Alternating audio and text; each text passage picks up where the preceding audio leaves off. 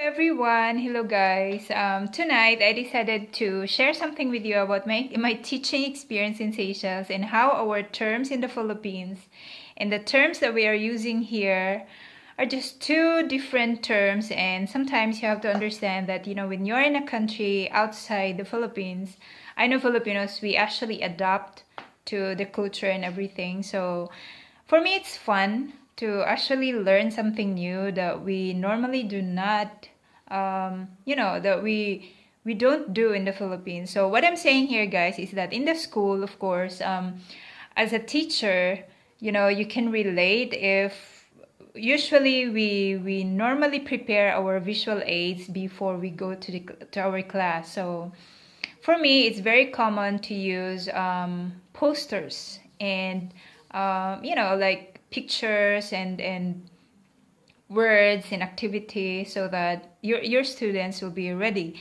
However, there was one incident one day when I asked for that particular item to the people to my English department, and all of them were like amazed. Oh, what on earth are you asking us?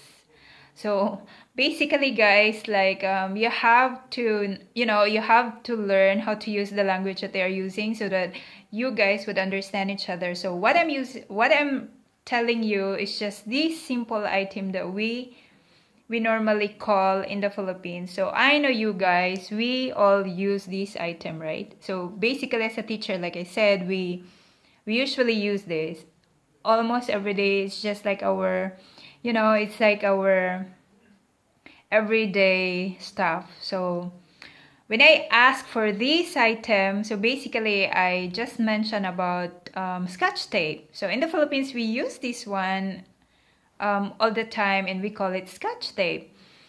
But I think it took us almost like I don't know, maybe 5 minutes to really figure out what exactly is I'm referring of. And like I tried to look for a word that would actually fit about this one because I really don't know. And then when I have shown them the item, all of them were saying, "Oh, right, so you were referring about clear tape or sellotape," or my husband would say sticky tape. So the British people would use sticky tape. But in the Philippines, we use Scotch tape. In Seychelles, like here, by the way, I'm teaching the state school, guys. So, it's fun there. It's really fun. So this Scotch tape itself, sellotape, clear tape, or sticky tape, it's just the same, but the words are, different. So at least I've learned that this one, the next time around, if you would like to ask about this, you make sure you mention the right word, because really, technically, nobody would understand you if you would say Scotch tape, right? So apart from this item, sorry, I have another problem. So this one, if you can see, normally in the Philippines, we call it liquid eraser, right? So some would say wipe out. Yesterday, I need this one for my class register because I need to erase something on my paper. The problem is I forgot it at home, and then when I checked on my bag, it's not there. So I need to look for this one. However, they don't have it, and we usually have our box, but we don't have it there. So I went to the other teacher and I asked her for a wipeout, and she was like looking at me as if like I'm asking a very different foreign word to her, and she would ask me, "What is that?"